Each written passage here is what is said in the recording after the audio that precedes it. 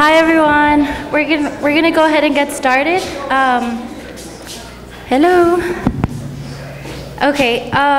So welcome to the second dialogues of the semester. It's gonna be context versus concept. And I'm just gonna go ahead and introduce myself. I'm Valeria Sierra. I'm a grad student, and tonight I will be historian. So I'll be taking pictures and just walking around. So don't get freaked out if you see someone taking a picture of you. I'm Ana Laura Almeida. I'm a grad student, and I'll be the Googler for tonight. My name is Elisandra Garcia. I will be the crowd surfer, so if you have any questions, just raise your hand. And my name is Katie, and I will be the moderator for tonight. So with that, we will begin. So I also want to introduce our panelists that we have tonight. Professor David Driscoll. He got his Bachelor's of Architecture from Texas Tech University, where he proceeded to his Master's of Architecture from the Catholic University of America in Washington, D.C. He has been professor at Texas Tech University since 1987 and has received numerous honors and awards. Recently, the NCARB Prize for Creativity in the Integration of Practice and Education in the Academy. Additionally, Professor Driscoll serves as an executive board member for the Lubbock Regional Arts Center. Next, we have Professor Lahib Jado. She was born in Iraq and spent the first 20 years of her life in the Middle East. Her education started in the American University of Beirut, and she migrated to the United States in 1977, where she received her Bachelor's of Architecture in 1980 from Rensselaer Polytechnic. Next, she received her Master's of Architecture in 1987 and her Master's of Fine Arts in 1990, both from Texas Tech. She was a studio artist for 6 years, after which she started teaching at the College of Architecture. Her research is in art making and in the architecture of Kirkuk Citadel in northern Iraq. Finally, we have Professor Daniel Pruski. He attended Texas Tech University from 1998 to 2003, where he received his Master of Architecture. He worked as a designer at Plexus RD from 2005 to 2009, where he was involved with multiple projects and competitions. Notably, he received third prize in the second stage international competition, Unicamp Exploratory Sciences Museum. Professor Pruski has lectured in universities such as SciArt, Clemson, and Southern Polytechnic State. So with that, we will begin. Worked on lectures for those. Worked on projects, correct. Okay, so every project starts with an idea. The idea is then used to justify major moves throughout the design of a project. Tonight we will be discussing two common design generators against one another, concept versus context. Taking, for example, context, The City of Culture by Peter Eisenman. Eisenman Architects' unique approach to design projects is to consider the layers of physical and cultural archaeologists at each site, not just the obvious context and programs of a building. That comes directly from their website. Rather than pursuing a particular building type, Eisenman Architects specializes in a particular problem type, projects with difficult siting, programmatic, and/or budgetary constraints, and of strategic importance to their environment. Next, on the other hand, we have concept. An example, Wiley Theater by OMA and Rex. The Dallas Theater Center is recognized as one of the country's few innovative theater companies located outside the triumvirate of New York, Chicago, and Seattle. Ironically, the company's artistic success can be attributed largely to its provisional accommodations in a dilapidated galvanized metal shed. Free of the need to respect its architectural surroundings, the group regularly challenged its art's physical conventions. The company's makeshift residence also allows it to be multiform throughout the season. DTC routinely reconfigures its stage. Manipulation of internal components which can be transformed according to event criteria. Variation under one shed. Now, although we provided these two examples as a jumping off point, we do not expect the conversation to be limited with these. With that in mind, we would like to pose the question to you, our panelists. When generating a design methodology, what determines the validity of context versus concept, or vice versa? In other words, what criteria determine evaluation of concept or context?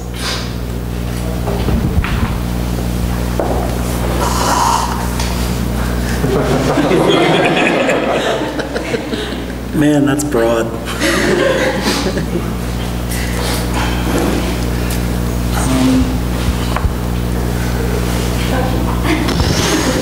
Perhaps you could start with maybe your ideas of what a concept is or what context is in a project and go from there.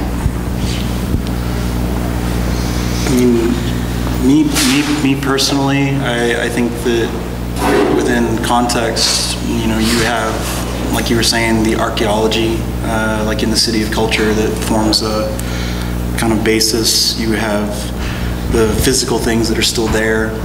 You have the forces that are in play, you know, culturally. You have the concepts that are in play, kind of culturally. You know, and many other things. You know, sun, how water works, just overall location, everything that deals with that. And that all folds into site, and I believe that concept is within that. And concept is also exclusive. You know, there are other ideas that come into play through the insertion of a new program into a place. I think it's almost, I kind of was thinking about this, and I almost feel like program is missing from the verses. Like there's a versus program also that should be tacked onto this whole thing, because that's actually how I feel about the Wiley. I feel like that's not necessarily concept. I feel that's completely program-based kind of methodology in terms of looking at a project. And the program is actually serving individual concepts that happen kind of over time. So I do feel in a way that maybe we're missing that idea versus program as well. And I think these are the three key components that come together to make architecture in terms of the ideas. In terms of where a good concept comes from, that's a whole different story. I would say, you know, a good concept is going to relate to the history. It's going to relate to the site. It's going to relate to the program. It's going to relate to all these things. I believe concept becomes dangerous when you come in with something out of the blue. I mean, it's one thing to be kind of a second level reference. It's another to walk in with an agenda that is not of the program, it's not of the context. When you walk in that way with concept or your idea or your theme, that's when it becomes dangerous, in my opinion. Well, I want to explain a little bit to our audience what the City of Culture is. It's a place that had been kind of visited because the people of that area considered it as a location of pilgrimage. Am I right in that one? So to kind of renew this place, they've taken that into consideration, plus the old infrastructure in there, and they superimposed a grid on top, and they layered everything together on top of a hill.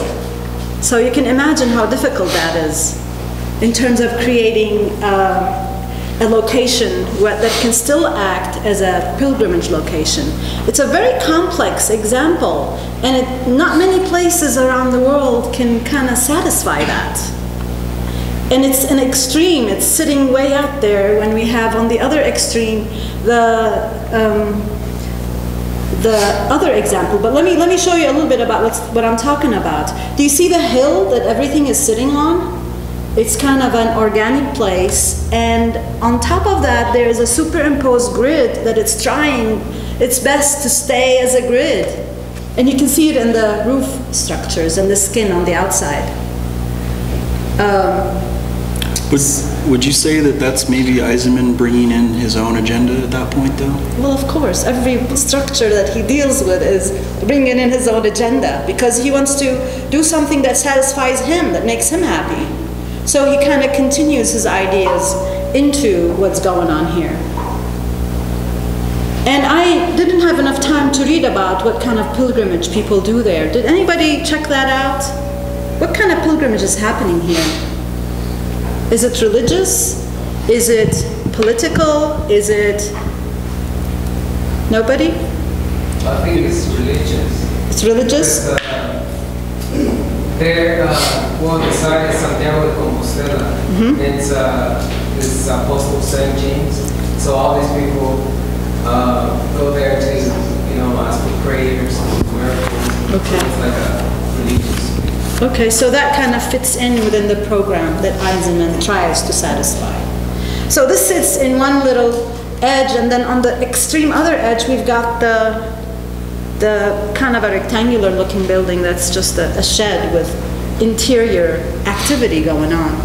And I feel like these two things kind of represent the extremes of situations, and usually architecture is somewhere in the middle, somewhere between those two extremes. So with that, I'm gonna push it on to Professor Driscoll. Okay, well, I found the poster perplexing in that it was the word versus and that the battles begin.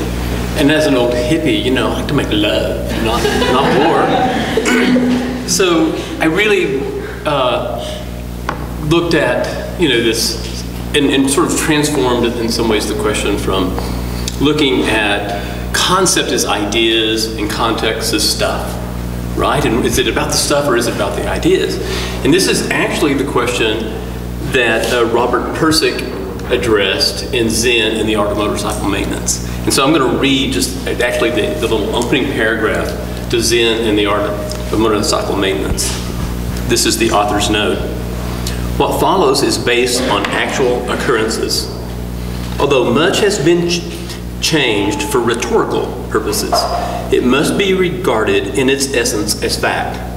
However, it should in no way be associated with that great body of factual information relating to Orthodox Zen Buddhist practice. It is not very factual on motorcycles either. And what is good, Phaedrus? And what is not good? Need we ask anyone to tell us these things? Because we're unaccustomed to it, we don't usually see that there's a third possible logical term equal to yes and no, which is capable of expanding our understanding in an unrecognized direction. We don't even have a term for it, so I'll have to use the Japanese mu. Mu means no thing, like quality. It points outside the processes of dualistic discrimination. Mu simply says, no class, not one, not zero, not yes, not no. It states that in the context of the question is such that a yes or no answer is in error and should not be given. Unasked the question is what it says.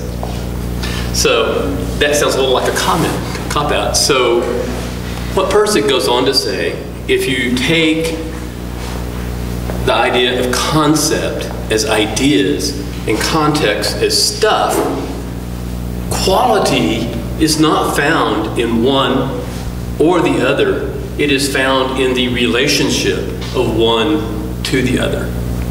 And so I don't think it is one versus, but it is what those two ideas and stuff have to do with each other that form quality. It also goes on to say that the way you get there is through caring. So I'm going to take that one step further. Ellie, can you help me and give me your sculpture? I'm teaching a media elective class. In that class, we make sculptures, basically. That's what happens. And I'm going to show you a sculpture that Ellie created with our first project that was based on an organic form. The starting point is not important here, but what's important is that the end result was a concept. And this concept, if you relate it to architecture, it's kind of floating in space. What could this be? You know, it doesn't anchor in the real world.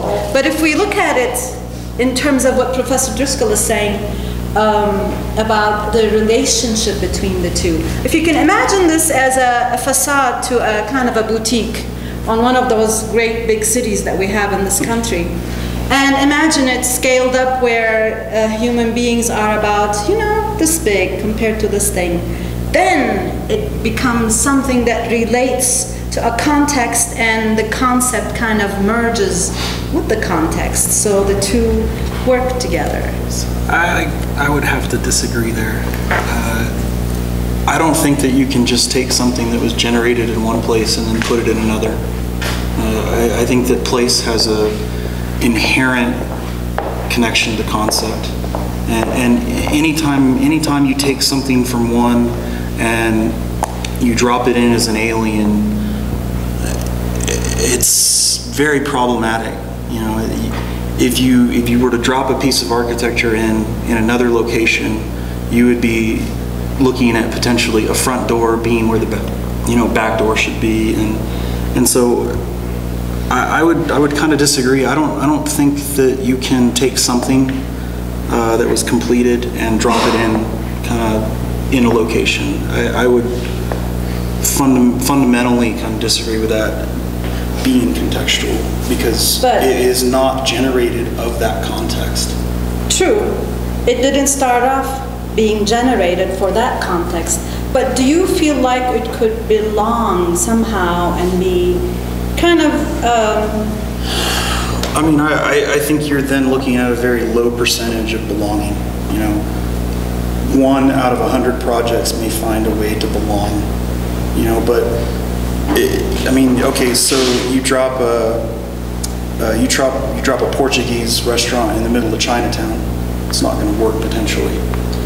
What about the example of 42nd Street and how in New York City they took that whole street and they kind of revamped the whole thing just by creating things like this? Do you think that works? I'm not familiar with it. I'm not familiar with 42nd Street in New York. Well, let me tell you a little bit about it. Its history is that it was really deteriorating over the years, and it had become a place that was really collecting the bad qualities of a city. Oh, so we're talking Times Square? Kind of, yeah. Yeah, so what they did is they changed the codes on that street so that things like what's happening on it right now can happen. In a way, it's not affecting the programming behind the facades. It's just kind of... At that point, we're talking about literally an event. I mean, you know, Times Square, Las Vegas, those are events at that point. Mm-hmm. You know, I do agree at that point, sometimes it becomes successful, but only because they've reached this kind of critical mass. But for the 99.9% of kind of everything else, just coming in and putting something there isn't going to work. You know, it doesn't work in business, because if a business just goes in and says, hey, I'm going to sell doodads, and I'm going to do it, you know, over on 34th and, you know, Boston, and there's no need for doodads on 34th and Boston, it's going to close, and it becomes, its lack of contextual awareness is its own kind of doom at that point. So I do think, yes, it's possible. Nothing's impossible for the most part. You know, when it reaches this critical mass of becoming, you know, Times Square, of becoming a Las Vegas, but we can only support, you know, basically one Times Square and one Las Vegas. We can't support, we can't support the whims of kind of, you know, the entire kind of culture doing whatever they want whenever they want. It just wouldn't work that way. Well, I agree. I mean, that's sort of inherent in terms of qualities found within the relationship of concept and idea, that not any idea is going to work equally well anywhere. But I don't think every idea has to come out of that context. I think architects walk around in ideas all the time that are, and they're looking for the project or the place or that it actually would fit and actually would work. I mean, when, you know, Frank Gehry dealt with snakes and fish for years before he ever got to Bilboa. And then, you know, that flopping fish, yeah, it's a seaport, it seems to fit. If that were all it was, it wouldn't work. But because there's a flopping fish in a fort that actually meets a program, that, you know, redesigned several times to fit a program, I think it's a very successful project. Yeah. But I don't think he got that flopping fish out of Balboa. He had it years before. Yeah, but I mean, he designed that for that space. He has a pre-existing idea. I think we all have, I agree with that. We all have pre-existing ideas. I think the best architects are going to have ideas all the time, but it's how they take those and not drop them in, but it's how they take and respond to context through those ideas. That's the relationship. The filter is either the concept or the context. And right, but I think it's, you know, I'm going to touch it. I'm butterfingers. It's you hold it sturdy. up. I'll drop it. I mean, You know, but okay, we have this now form. This form is like in our brain, you know, and it's not going to work everywhere. true. But you're going to be, if that's in your brain, you got it in your portfolio, you're going to, if the opportunity comes, you find the right place, the right context where that's going to work, you're going to use it. Well, I agree. It's there. It's in your back pocket, but you can't force the issue. I agree. It has to happen naturally at some level. You know, whether it's through a relationship with the program. You know, if I start to see a flower, you know, when I look at it. You know, I don't know if that's what was the intention, but you know, maybe as a flower shop, you know, fine, it works. But it's not going to work as a butcher shop, because then it's going to make me think of botulism or something. So, you know, we can't just put it in one place, you know, or another. It has to relate to that context or that concept. And if we were to try and put this into a rectilinear environment, you know, I would argue that Frank Gehry gets away with what he does in a rectilinear environment because he's Frank Gehry. You know, at this point, he's built up that ability to say that, but, you know, that 99% that works within the normal bounds, you know, I don't think you can get away with that becoming the architecture, like the literal architecture. I think it is equally true. You can't drop any context on an idea. No. And that is totally, you know, I mean, you see it all the time. People take a context and actually plan a project, and it's ugly. It lacks an idea. It lacks. So it goes both ways. So it is actually what the ideas in the context, the relationship that they have together, that forms quality and meaning. But it seems that we're surrounded by 90% of architecture in this country that kind of is dropped down in that way. Commodity. It is about commodity. And we got this in our infrastructure class. In other words, it's not actually about design at all. It's about money. And it's about branding and creating, you know, a canes with a drive-up window that's in a road that separates the, you know, the porch from the pedestrian way. There's no reason to do what they did. It was just a commodity. I mean, that's building. It's not architecture. It's not architecture. I agree with that. So what are we learning here in this college? Well, we didn't learn that. Yeah, but you know. So are you see it in the building? No, but what I'm saying is that we do something here in this building that seems not to be applied outside in the world. So how do we reach a happy medium out there when everything out there, you know, is like totally the opposite of what we're doing here? That's an interesting concept. Well, I don't think it is. I mean, I know there's lots of reasons maybe to be discouraged because, you know, maybe 10% of everything that's built even has an architect involved. And then out of the 10% of the architects that are doing things, how many have left this university and jumped into that other world of business and just forgot, I don't know if they forgot everything they learned, they didn't make the jump, they didn't bring it with them. So I mean, I think I'm very involved in AIA and the profession. I think the profession needs to be more like the university, and the university in some ways needs to come towards the profession, because I think the gap is so big, we lose a lot of students that just don't make the translation. Makes me wonder, why don't we just give up and join the other team? You want money? I think it's because we have ideas, that's why we don't give up. You know, we have ideas that we want to see, you know, we have concepts, and some of us are going to get worn down over time on that, you know, just the reality. I think it's about survival of the planet. it's like lifeblood, and it's what, you know, we're the you know, law is, you know, about justice, right? You've ever heard Dean Vernoy say this. And medicine is about health. Architecture is about the environment. And if we take ideas, we make them concrete. It is us. We have to serve ourselves. We have to take control of the environment. If we don't, commodities are just going to sell us out. They're going to sell us down the stream. They're doing it already.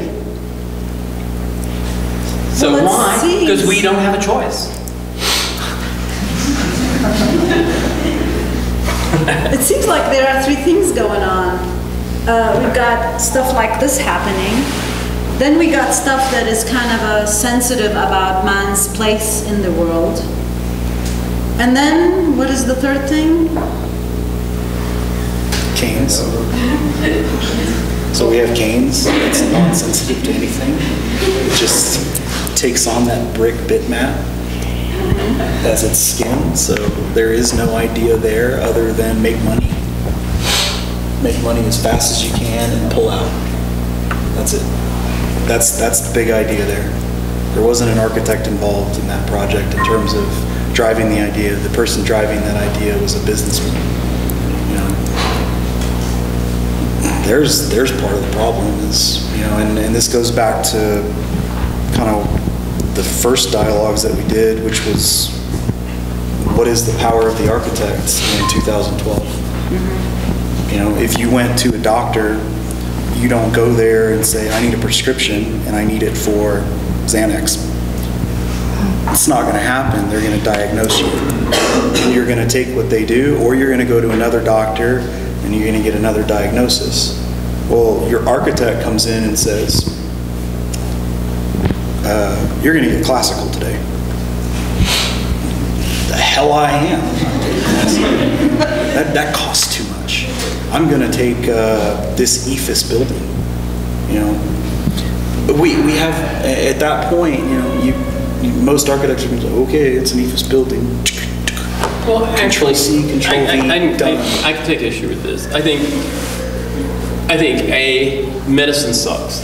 I mean, the whole medical field is in a disaster, and it's because exactly what you say. Because you come in and the doctor doesn't ask you, he doesn't involve you, he gives you, and he assigns it, and it's yours, right, wrong, or indifference, and that's the downfall of medicine. And a nurse practitioner doesn't do that, and a good doctor doesn't do that, and a good architect doesn't do that either. The way we succeed is by engaging the That's public. not really what I'm saying, though. I'm saying we listen to the doctor. We don't listen to architects. Well, some people If do. an architect, I think that it's fewer and far between. You know, there's too many. It's my money. I want this. You know, and I want this specifically, and it's my dream to have this house It's with not my experience. these little, you know, doodads on the front. And, you know, I just. My experience is that when clients come to you as an architect, yeah, they have their goals that they want to meet. They do have the things they want, but they want the magic. They don't even know how to ask for it, but because they came to you, they expect the magic. Well, one thing I'd like to say is, like, when I go to the doctor, a lot of times they'll tell you, oh, don't do this and don't do that. That's a lot of things that a lot of people don't follow. It's not like you can't really put a complete different hand. It's just the person's personality, really. Whether the person's going to listen to an architect, to a doctor. Some might argue medical reasons, but then a lot of people still don't follow it. Eat healthy, but you still go to Canes, you know? Yeah, It's still going into that thing. It's the people try to blame it on, I guess, sometimes the practice or the attitude of people, but it's just the person themselves that doesn't realize it.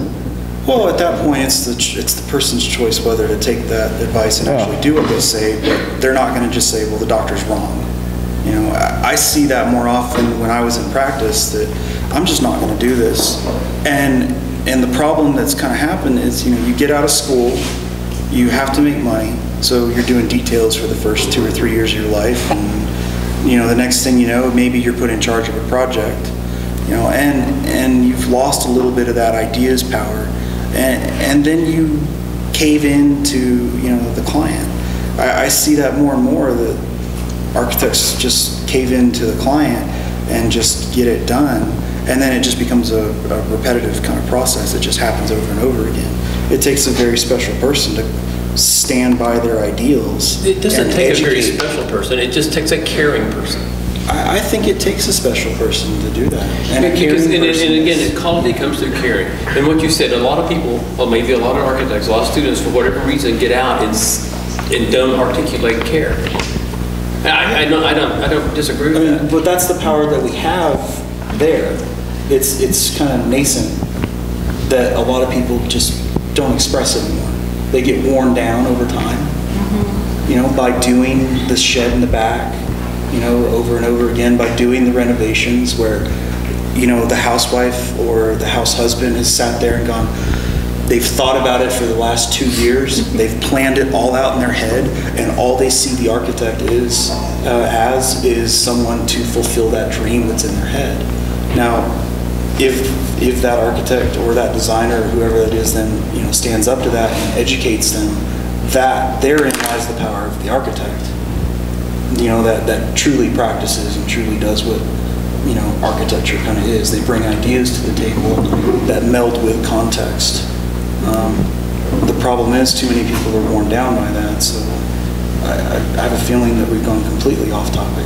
We have, but let's finalize this thing. There are some good architects who can come to people like that and kind of turn their ideas slowly into something that has a concept and has validity in the architecture world by merging the regular folks' ideas with what we feel is supposed to be, you know, good for humanity, and be able to convince people of that too. And that's an ability that not everybody has. See, I don't even think we have to convince. I think it's a matter of working with people. I mean, and really, most of the people in this world are good people. If they weren't good people, this world wouldn't work. And the quality of the design is there. Yes, the client is a very important part of that. You can't have a good project without a good client. I mean, I'm sure that we got a question there. My question's like, I've worked with several architects, and I know that sometimes down the line when you're actually working a project, your architect forgets about what they can and cannot do, or what the foreman of their group can and cannot do, the actual building the project itself. What do you think, or what problems do you think the architect has of not thinking about those problems, you know? Trying to correlate what they actually can do with the material and what the actual idea or concept the architect actually has. Well, the reality is that without the clients, there is no project. And if the architect kind of goes off into left field, it's like, what's wrong with this guy? He needs to communicate and respond to, you know, give and take with his clients. Otherwise, he has no job. Was that the answer to your question? Yeah, no. Like the question.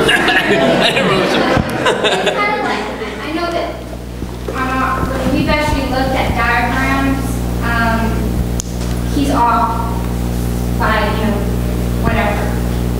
The actual person that's actually building it cannot build it because the architect forgot that the actual person who's building this project can't actually perform what the architect has thought of to be done. So how do you fire the builder?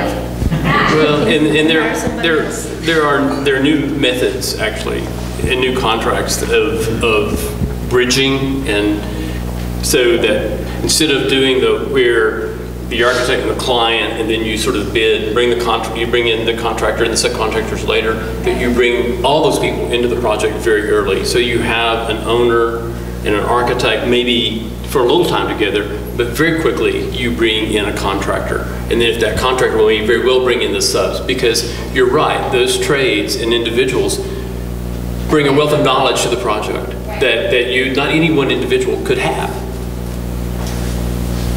I mean, I agree with that there are methods for kind of achieving that. And then, but in the methods where you start, typically design it and then bid, and then it's going to be constructed, I think then it's up to a good architect to know what he's working with he or she is working with, that you're going to get a contractor at a low level because of the budget. You just know what the budget is to start with. I have to tell a story. Lockwood Anderson Noonan, large firm in Houston I was working with. We had a young head of the design department. This is when LIN was in a department. You had a design department, you had a construction document, you had a construction administration department, you had all the engineers were departments. So the lead designer wanted all of his designers pure. He wanted hire all of his designers right out of school. He didn't want them to have any kind of construction document, and tectonics was not part of his formula. And what they created was a culture of paper architecture. In other words, the design department became reconciled with the fact that when that product left their department, that other lesser beings were going to mess it up. And the way it was going to get built wasn't going to be the way they designed it. And they had just reconciled them. That was the way the world exists, which I think is really sad. I have a question. You mentioned about if you designed solely on contextual stuff that you'd get like an ugly building. But as designers or as students, I guess at what point do you go from taking your concept into your, I don't know, I guess relating both, or like at what point do you go from conceptual to contextual? Does that make sense? I don't think there's any magical answer to that. I have a diagram. I don't have it with me. Yeah, I don't. It looks like this, okay? and it does all these opposite words of idea and detail and intuitive and aggressive, and it has a series of opposites on the butterfly. I call it the butterfly. And it's not about where you start, because it literally is about kind of going from broad to detailed, because all those things influence the project, and any level can influence it significantly. Yeah, I mean, I think as a student, you guys get processes thrown at you consistently that are different from studio to studio. One person might start with, go look up this image, tell me what you think. Another person is going to sit there and tell me, diagram the site, what do you see? The hope is that eventually you'll be able to start doing all of them together at once, but as a student, the first time you're seeing this stuff, I can't walk in, give you a program, give you a site, and say, show me a comprehensive project, tomorrow. It's just not going to work, because it's too much it's information overload at that point. So as a student, I would say just starting somewhere is the key. I mean, you got to start with something. Context is a good starting place, start there. Idea is a good starting place, start there. Eventually, they should all meld though, and ideas should flow into the construction side. Context should flow into the construction side, which starts to get into the environmental question. The context has just as much to do with what materials you choose, as well as the idea having just as much to do with the materials you choose. And it's all like balled up in a ball of yarn, right?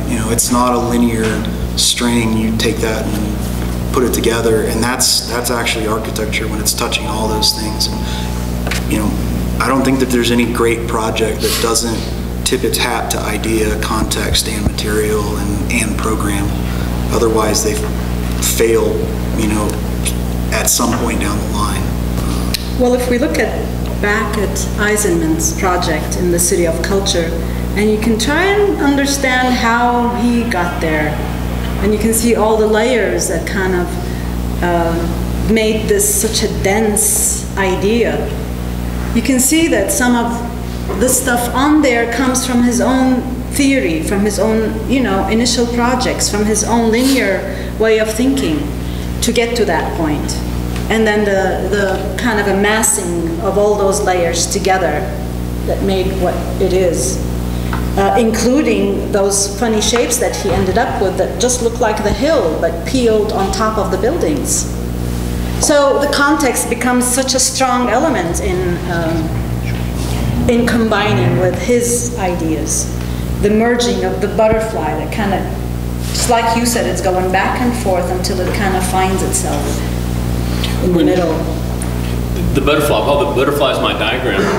when I'm working with students in the studio, I almost always start with the idea and not the program and not even the context. I actually try to focus on an idea that is an architecture should, that is devoid of any context. Because my experience with particularly, we're such practical people that once we get bogged down in terms of the pragmatics of the program and sort of needs and things, it's hard to get out of it. So while I don't really think that's a design process, really, it's something I do sort of artificially in design studios. As far as, we wanted to also talk a little bit about in this discussion about the idea of a building as an object. Because in theory, or as you guys are discussing, it seems like the ideal building is going to have concept and context. But there is the I guess, like wave running through architecture now that this like building as an object, that the building is separate from the context, but it's just as beautiful, and making like a sexy building or whatnot. Well, so thinking about concept that way, a lot of people have, I guess, problems with concept because it's, they say it's a simplification of architecture, and they're not basically dumbing it down so that everyday people can understand architecture. So if they start with the idea of a building as, in a book they say a building as an M&M, and in the end it looks like an M&M. Well, you can't really describe that using formal words in architecture. We were wondering, can that simplification of architecture into everyday terms be attributed to the complex forms that we were able to create but have not yet developed the vocabulary to describe?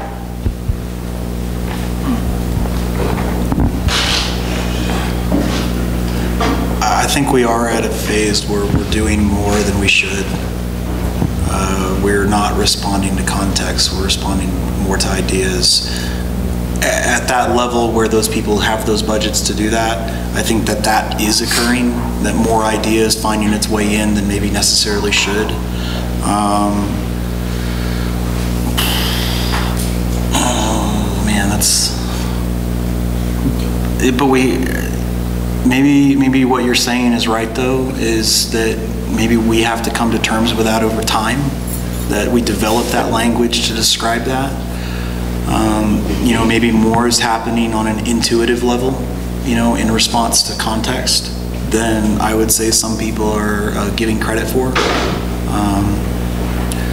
You know, but I would say I agree that we have tools now that we don't quite understand what they're capable of yet. If I use God forbid, I use parametrics as an example, and not just parametrics, but that idea of skin, and that every time if I type in grasshopper, you know, and I type in skin, I see pretty much the same thing over and over again. Apertures, doing things according to a pole plane, you know, or something. And so there, we're just learning how to do this. Eventually, you know, and that's what people are working their way into, you know, the work of like Wiscombe, or, you know, I would say even the work of, you know, Zaz. Eventually, it's starting to meld back into a contextual level, because they've been the ones that started it, and they're progressing kind of further.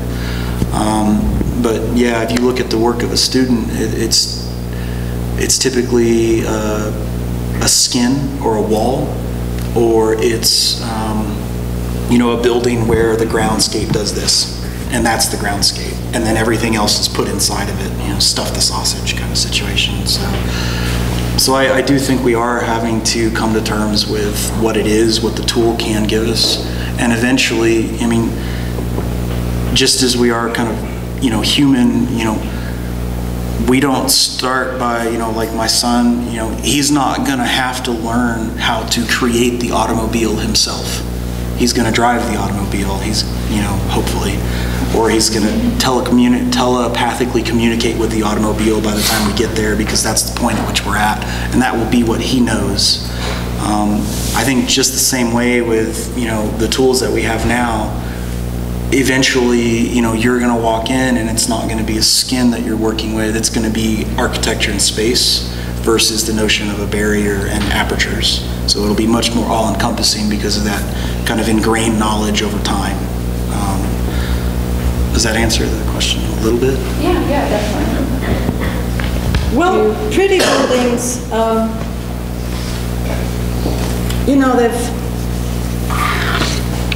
the reputation that pretty buildings get is really a bad one for architecture students, because they kind of turn into sculptures.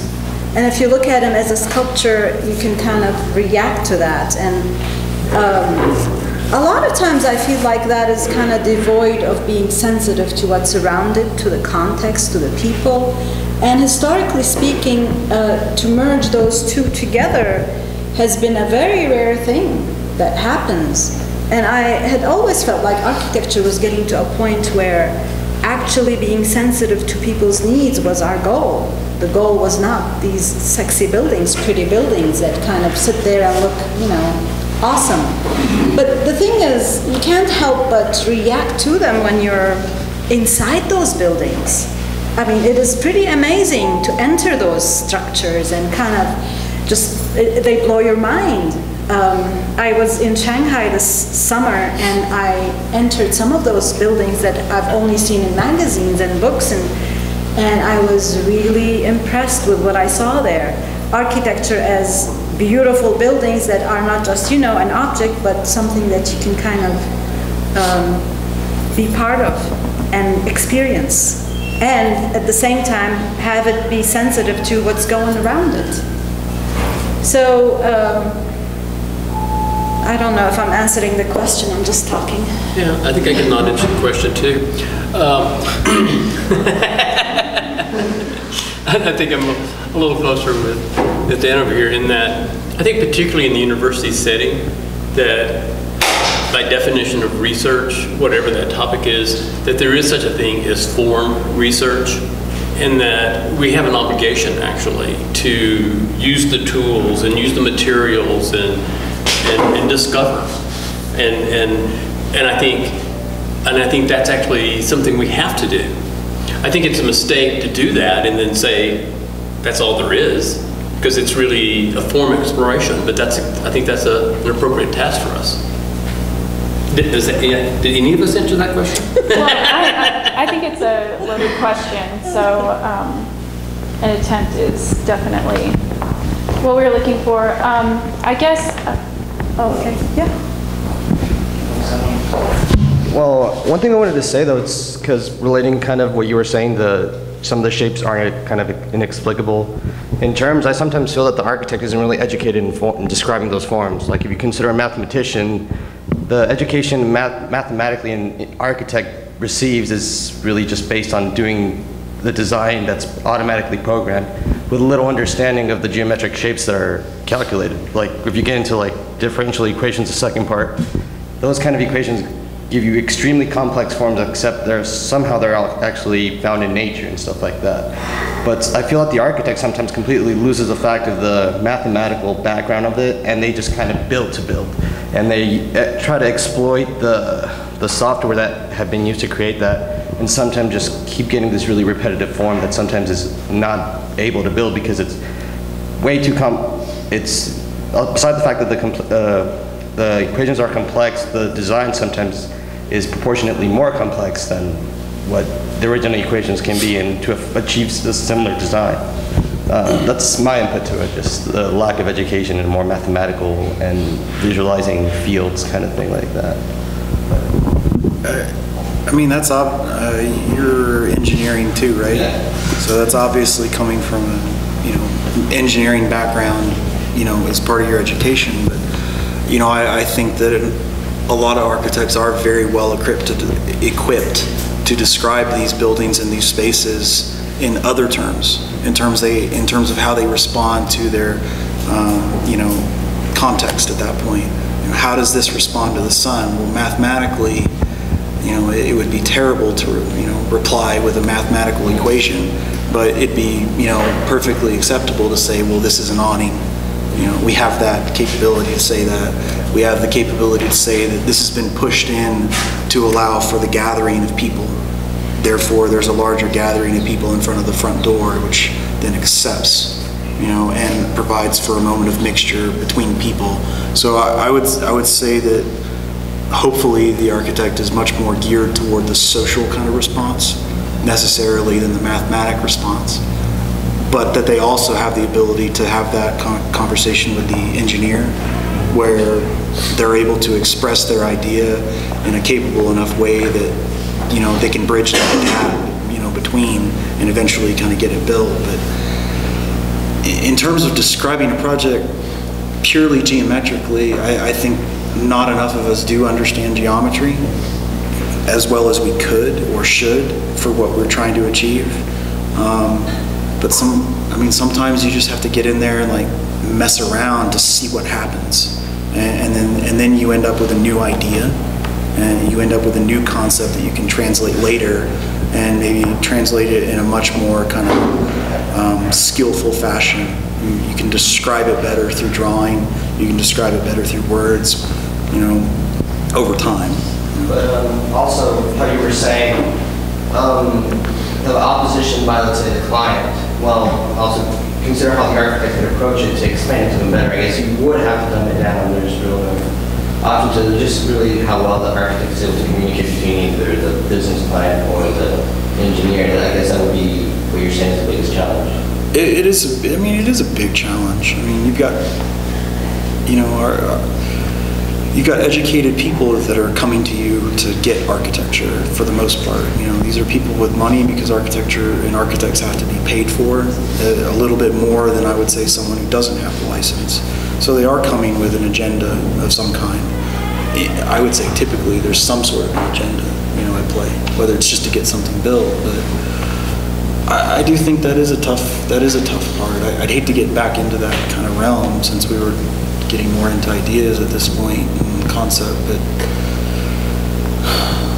yeah, I don't know. You have to be able to explain the idea, and if you can't explain it, then it's not well thought enough. If you can't explain your idea, you can't expect anyone to buy it. You can't sell me something on the street and tell me that it's this and it looks like something else. I'm not going to buy it at that point. So I think clients have a damn good right to walk away at that point if they've got an architect that can't explain what they're doing.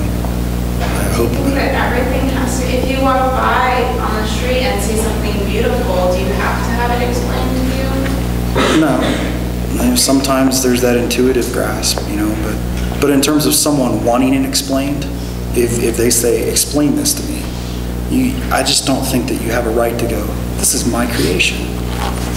Take it or leave it. I don't think that you can go back to one of the philosophers again. This time it's Ken Wilber. Ken Wilber talks about rationality and intuition. And really what happens is, the way he explains it, and I think this is probably right, is that intuition is a higher form of knowledge than rationale, because your intuition includes everything you think, but also what you feel. And so it includes and is above. Now you can have totally misinformed intuition. All your facts could be wrong, right? So it's not a simple thing, but I think it's absolutely a mistake to rationale a project. You've got to go beyond, you have to bring your whole person to it. Well, explaining things is kind of boring. To me, if I can figure something out, it's like, okay, there's no mystery left there. I agree with you. Why does everything have to be explained for us?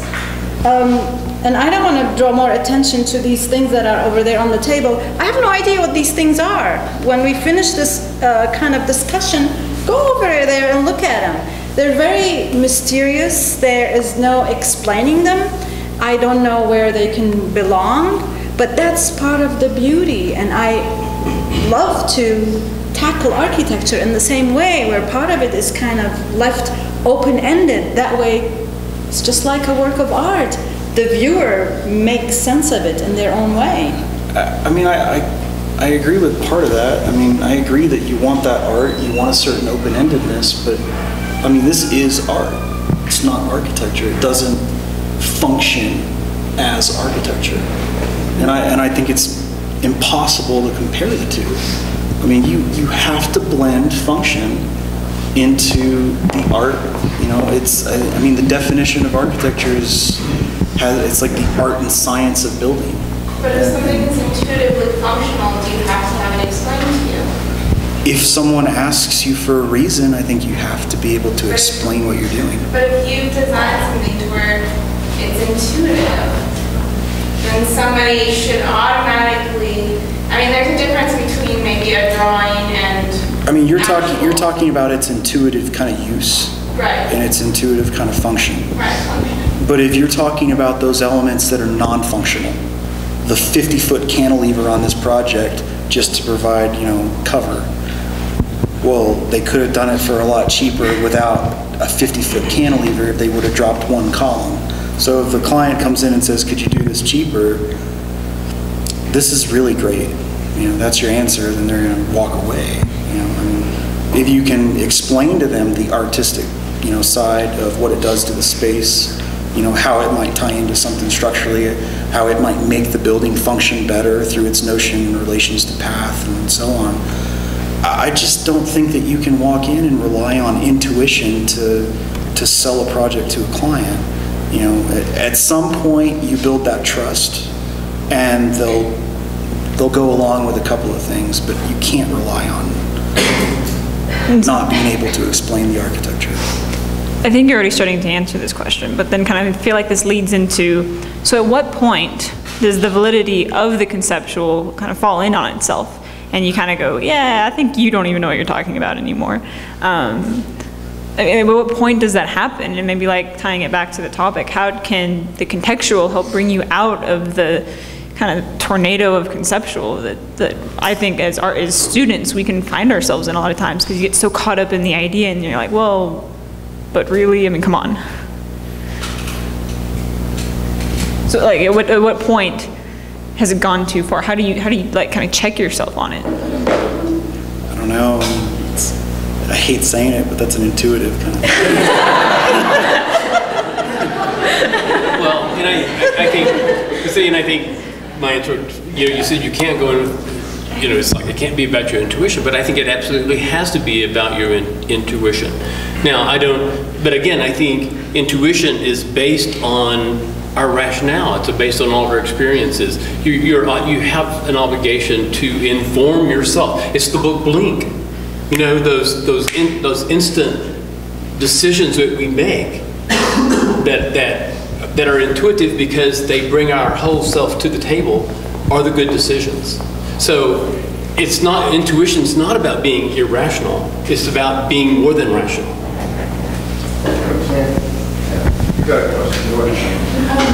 I think that it has a lot to do with everything, and everyone's inner intuition is different. I'm fine, sure. Yeah. Last year, in the fall semester, I had Professor Krusky, and then in the spring, I had Professor Giotto. Now, to me, as a personal experience, those are two completely different extremities, two completely different people, two completely different ways of thinking. You mean to sit in the middle? And I mean, now that I've progressed from both, I really do appreciate the things that I've learned, and I learned completely different things. But when I went from Krusky's studio to Giotto's, I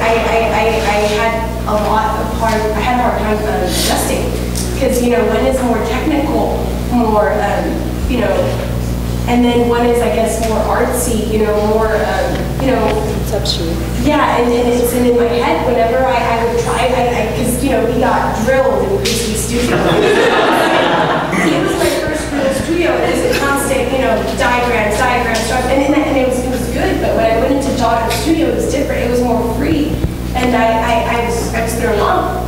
It literally threw me off in all my other classes, I feel, because I felt more relaxed, more like I could breathe. Did Did she bring brownies?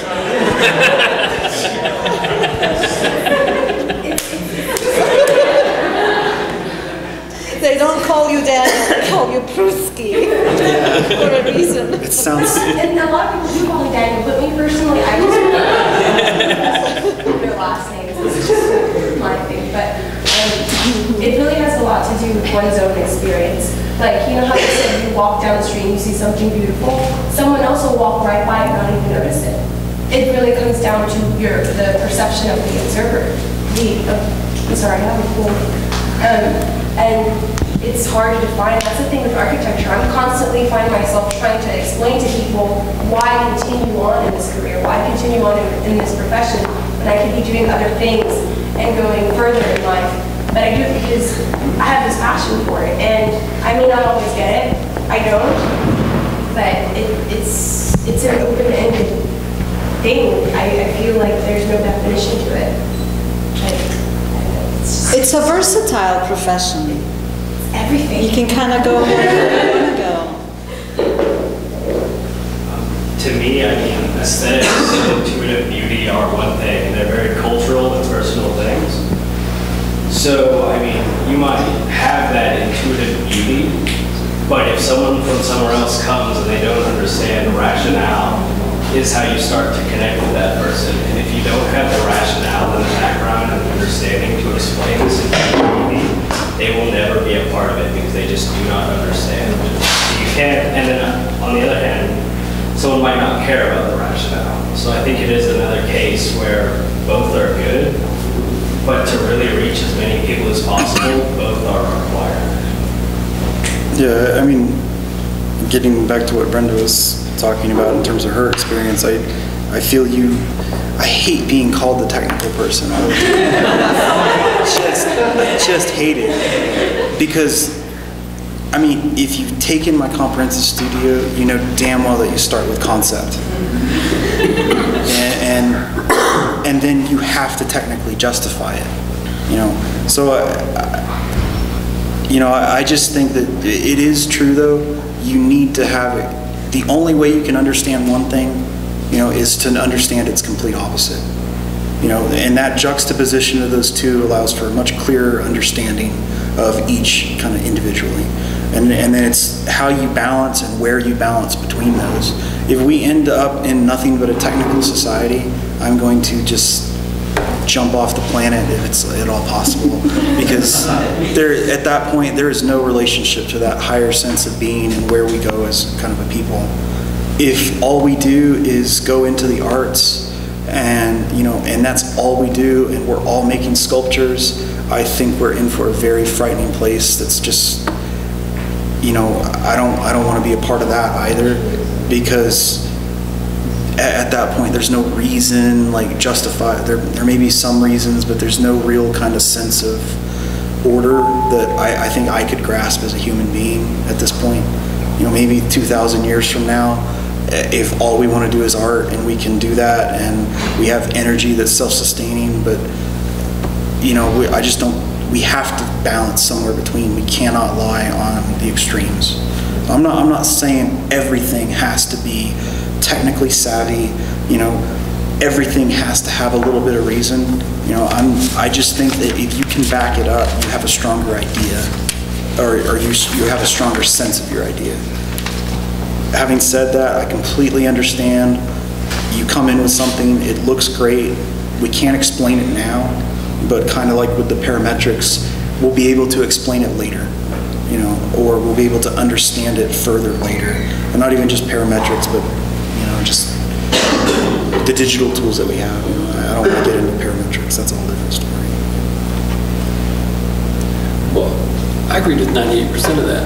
The 2% I didn't agree with is that I really think that life is art. I think art is embedded in everything we do and every decision we make and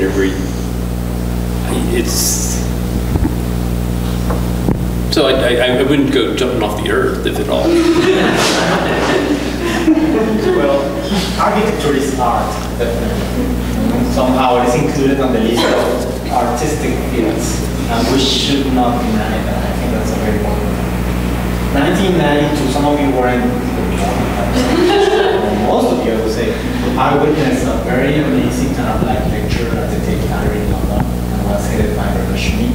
And the name of the lecture was kind of like something related with functionalism. They killed functionalism right there, that was that small. And I was so excited, I was so happy about that, because then I learned that functionalism becomes something cultural. Yes, they can hear you about that. Okay, that I was saying that, well, you heard part of it, no? So kind of like functionalism is cultural as well. If you're gonna design a house for a Texan family, that house is gonna be entirely different than a house for somebody from the East Coast or somebody from Louisiana. Somebody from Mexico like me. I mean, when I was looking for a house on here, I disliked the idea of having a master bedroom next to the kitchen. And every single house has a master bedroom next to the kitchen. And I deny that idea, no? And if you're gonna design a house in Japan, it's gonna differ entirely of a house here in the US or a house in Latin America. So functionalism is linked to a cultural statement. When we're designing an office building also, there are kind of things that we may consider like okay for all of them, because now kind of like all the societies are pretty much westernized, but somehow kind of like still there may be elements that will differ one to another one. So this whole concept of trans-programming, cross-programming, disprogramming started right there in the 1990s, when also kind of like something was described like what happened if you have a building with a particular function and then suddenly they switched it to a completely different function. God's Case here in Broadway was built, it was a house, was transformed into a restaurant. So then what the heck with that function? And every day we're looking more and more and more that buildings get transformed into a completely different function. So I guess that our position is about kind of like really trying to understand that we're creating space and make it kind of like feasible and make it kind of to happen. But we shouldn't have constraints. And I'm sorry for the engineers, but I have gone to some offices of engineers and I got my crazy things, and they're like, well, architect, we cannot do that, we cannot do that. I mean, that's a crazy span. And you know what I answer them? I don't care, I'm paying you, you gotta resolve that. Figure out a way to do it, but you gotta do it. I want to put a column there. I don't want any column on there. I just want it like hanging on the air. And you're gonna find a way to hang it on a satellite or do something, but you gotta do it. That's your job. And these challenges are the ones that are making architecture more interesting, my point of view. Can I comment here? Yeah. I'm sorry. I've worked with plans, and the elements of what you're saying, you figured it out. I believe that as a student in architecture, you have to put on that extra hat that engineers have, because then your concept, your thinking is going to get completely transformed, because they have to fit that support column, over 2 or 4 feet, because it can't support it. So, you seriously think that as an architect you should just completely remove? Not completely, but challenge, yes. Challenge, it's a good word. You gotta have some idea of how physics works.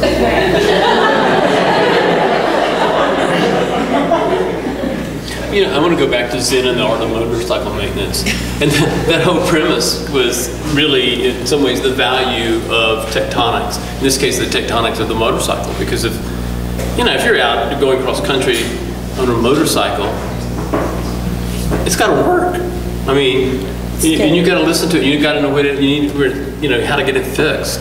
And in the book, the other couple that are on this trip, they don't know anything about their motorcycle. They're in love with the idea of the trip, and the spirit of the trip. But their trip is seriously hampered by the fact that damn motorcycle, is always getting in the way. So it is again that kind of marriage of idea and tectonics that make quality. It's not like the tectonics have to be there, and it's the art of the tectonics.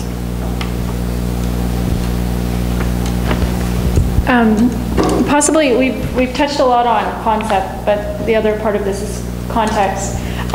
We had a question wondering, in cities where the urban fabric is changing very rapidly, i.e. China, where the building lifespan's severely shortened and new buildings are constantly being erected, is designing a building according to the concept at some point does it become irrational where you can just make a building that looks good because it's only going to be there for however many months, or the building, or a building is going to be erected however many feet away that's going to destroy that view that you just planned your building according to? Well, let me answer that very shortly from my perspective. I'm doing research in the city of Kirkuk in North Iraq, and in the citadel there are buildings that were built 150 years ago, and they are still intact and beautiful. But the structures that are being put in the last 10 years, they don't have a life but of 20 to 30 years. They're made of really thin materials that nobody likes to live in them, but they're forced to because there's no housing around in that city. So, and then those old structures that belong to 150 years ago, they really don't have electricity, they don't have running water, they don't have proper bathrooms. So what do? Do you live in an old structure and kind of suffer because it's beautiful? Or do you live in a cardboard box that has all the amenities? This is another extreme situation that I am talking about. And again, I'm not answering your question. I'm just talking.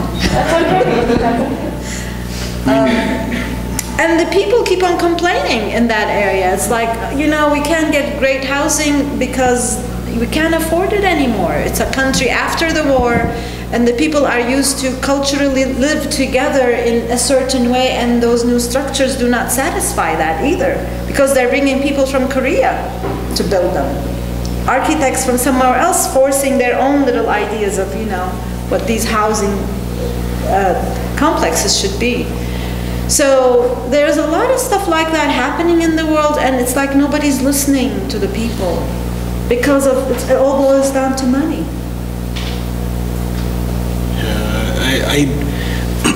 Do I think it's okay to then have that building that doesn't respond to context? I would say no, but that gets back to a larger problem in how they're doing cities, and the idea of a city being built from the ground up, and it's happening, really at a quick kind of pace. I think we need better strategies for how cities are made at that point to accommodate the speed of construction. But I don't think it's necessarily okay. Now, knowing that it's going to become a city, and right now it's, just earth, I think there's some of the problem. There's not a building context to draw from. I guess if that makes sense. In China, they're building cities from the ground up. They're going to a context, knowing that it's going to become a completely different context in terms of the built realm. I think eventually it's going to be how we have to marry those two, that we just need better strategies for how we approach city making. And I'm not going to pretend to be able to give an answer on strategies for city making. That's a completely different discussion at that point. But it's not okay, but I definitely understand the problem. How can you as an architect respond to something that's not there yet?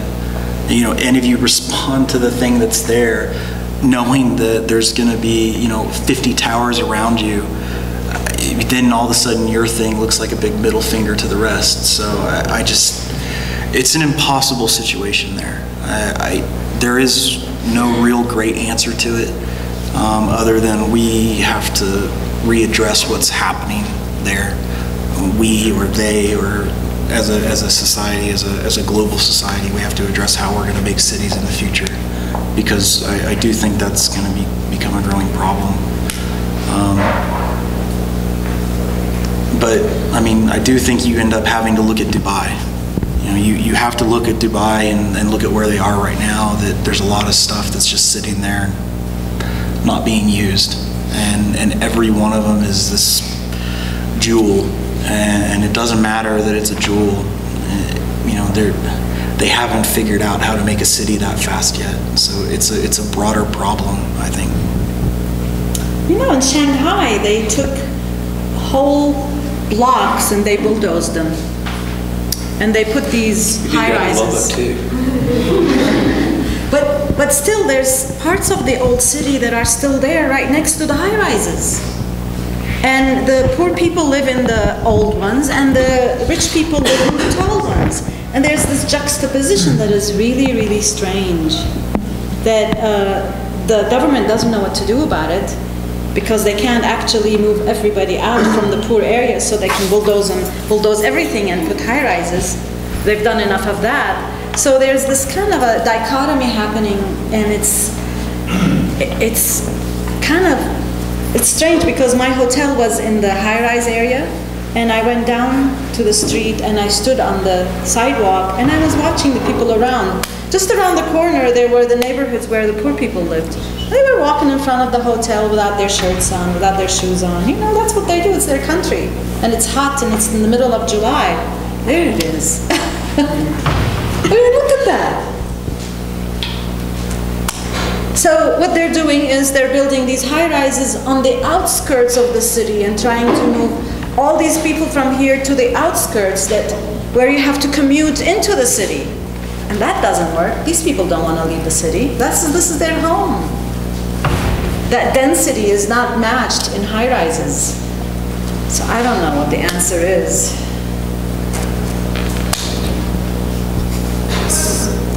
I think we all, I think beautiful people and beautiful cultures, you build beautiful places. And these are just windows into the soul of a culture and a people. And I'm not that person to read them or know them, but I think what you do is you don't really solve it with architecture. You solve it by being nice. All right. So, can you give me an example of a non-beautiful people and a non-beautiful culture? Well, I think we just saw it. I don't know. I'm seeing some issues there. There was and I didn't get to see it all, maybe somebody else saw it. There was a PBS show on sort of like this whole country of happy people. You think they have a beautiful place? Think about it. You know, it's like, duh. But don't you think they have a beautiful place? I mean, Jesus Christ, they built an island. Look at that. It's gorgeous. I mean, well, from here. I don't know. All the labor there is imported. It's a very racist country. This is also destroying the shoreline. Exactly. Well, at what point is it destroying or improving? Well, I think when it starts to erode the shorelines, then you have to pump the sand out of the sea back out of the beach. Well, you know, Honolulu brings its sand in from Australia. They have no beach in Honolulu. I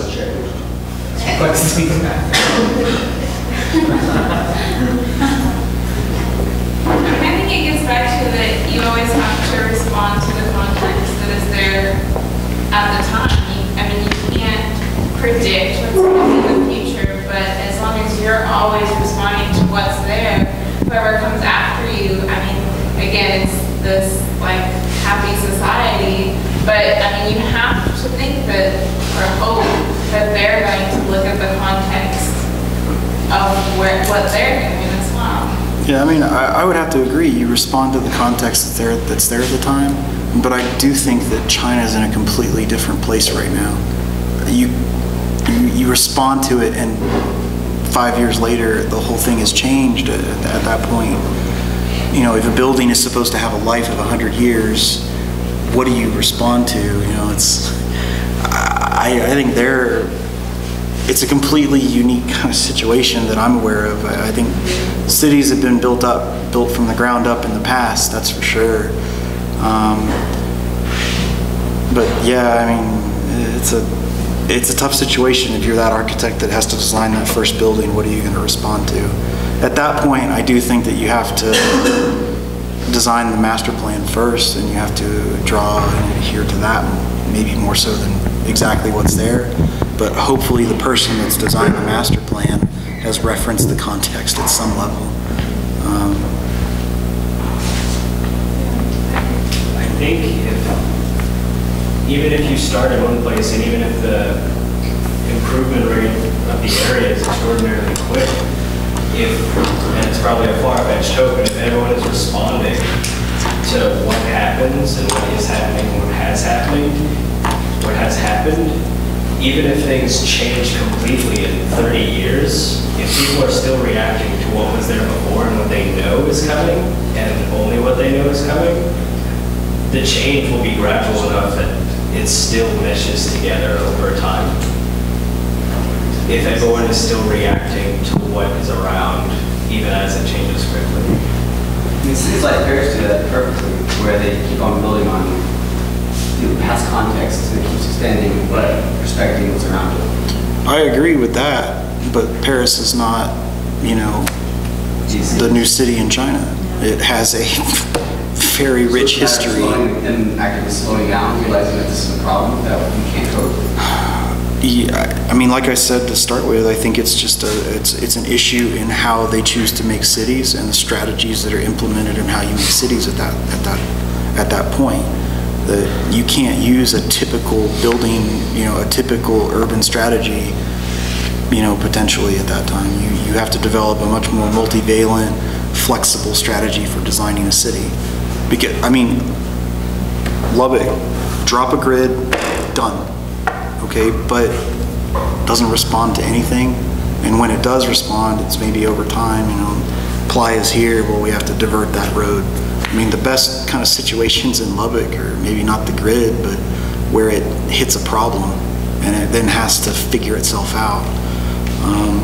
In these cities that are being designed, I mean, the easiest thing and the thing they have the money for is to just drop the grid on. And that's where I would say there's a problem. It's not responding to context at any level. It's just brute force. So, like a social problem, well, yeah, if you tie it to the government at that point, yeah, it's a social problem. But it has to be an architecture problem. I don't think you can divorce that. You watch architects walk away from urbanism, and there's going to be, we're going to have a hard time figuring out what to do next. So in these cities where urbanism is the problem, and how to develop an urban situation that responds to the context, you have to figure out a new way of doing it and responding. I think we're starting to develop that, but we're at the very early stages. Other than the brute force methodology of done, next. Having a framework that allows for variable and multiple variables that then respond. I think that's where we have a unique situation now, is that we have maybe the technology, with computers we can respond to those variables if we set the right conditions and we set the right variables. But then you end up, what do you do when you run into that situation on the street, like you were saying, with intuition? You just know that it's wrong to ply it to fill this lake just so you can have a road. So having a variable that accounts for that, and then having a system that allows for an architect to come in and to respond to it in an according way, I think that becomes important. I would say that there's probably rules in place there now where the architect doesn't have a lot of freedom to respond to certain kind of key issues. And if they have that freedom to respond, they're probably not responding in the way that they could.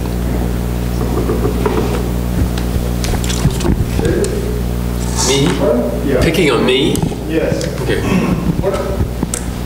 Why do you explain the way that the Congress of New Urbanism tries to bring people together? And that's my understanding, is that the Congress of New Urbanism, much aligned by the architects, actually has a paradigm by which to work and to encourage the coming together of all these various forces. I think we've already admitted that architects alone do not create context, and neither do they respond to that context.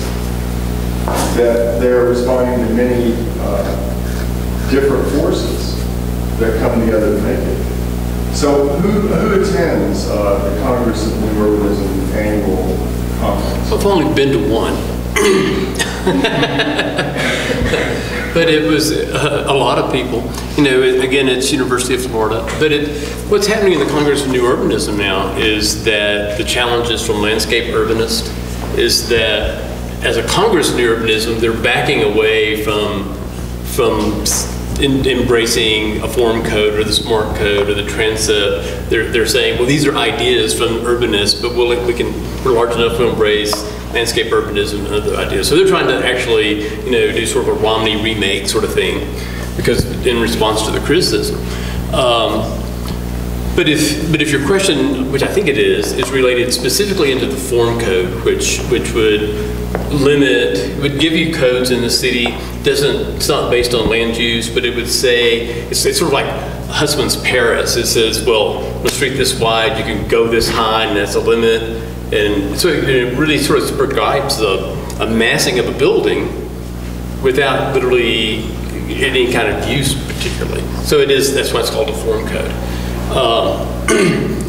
And where, you know, I mean, in terms of how do I feel about that, it's hard to say. I think it's better than what we have now, which is suburban codes for the city.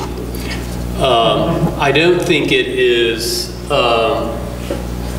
it's not better than looking at a site holistically in a very kind of architectural way, and which requires, so in other words, it's not better than nothing. I actually think Houston is the best situation with very little zoning.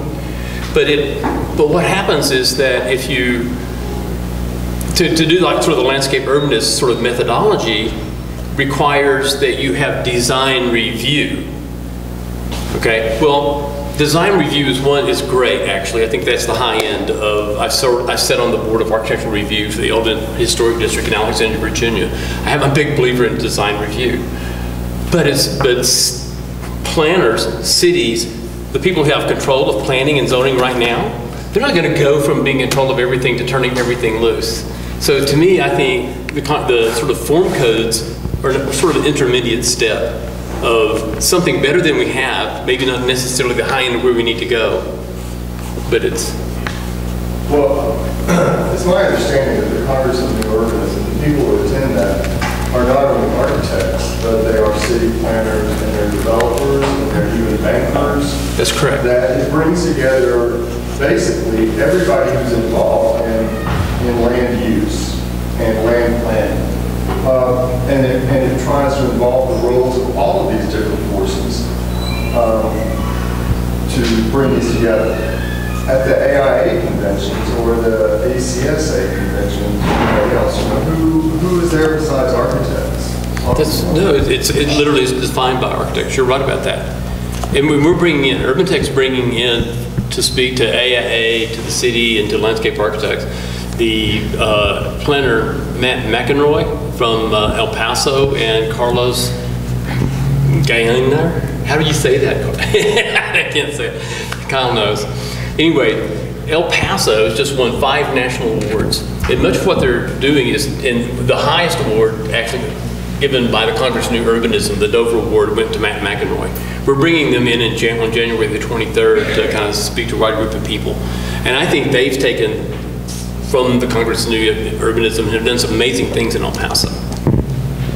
Okay, so it's about that time when we're just going to ask for a few brief last closing comments, maybe something to help the students come away with a better idea of how to navigate concept versus context, just a little more than intuition, or if that's it, but just some last closing comments and then we'll have to go.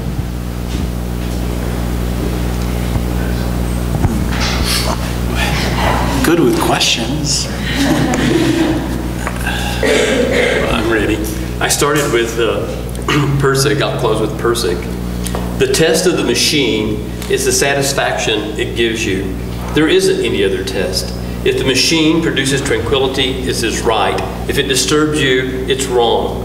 Until either the machine or your mind is changed. That's something to think about.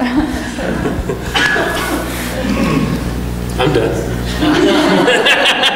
You can go home. Concept and context. You know, they are so merged in my mind. When I teach my studios, you can't separate one from the other. They are so together that just have to get in there and understand all the conditions and then absorb them and then come up with something. There's no isolation of the two.